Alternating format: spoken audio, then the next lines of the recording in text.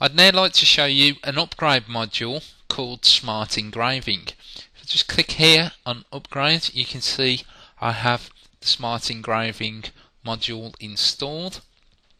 I'm just going to select Toolpaths, and here is the icon for it, so I'll click that, and I'm just going to tab this over to here.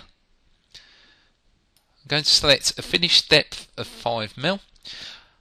On this particular part, I'm just going to go straight in with an engraving tool. If I wish to use an M mill, I can select here offset M mills for engraving tools, and what this would do, it would offset the M mill to leave enough stock on the material in order to create an angled face for the engraving tool.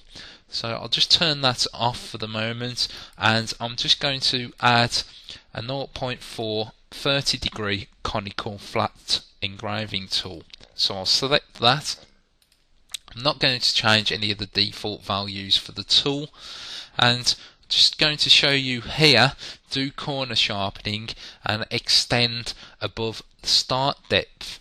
So I'll select that at 2mm. What this actually does, it brings the tool 2mm out of the material. So for instance, if you had an uneven surface, it would machine all the engraving and then bring it out another 2mm. This would create a nice corner for your engraving, even on uneven surfaces. So I'll just click calculate now. There you can see it's created the toolpath. If I just zoom in, for instance, here on the T, you can see it's brought the tool out by 2mm, and it's just following the contour of the toolpath.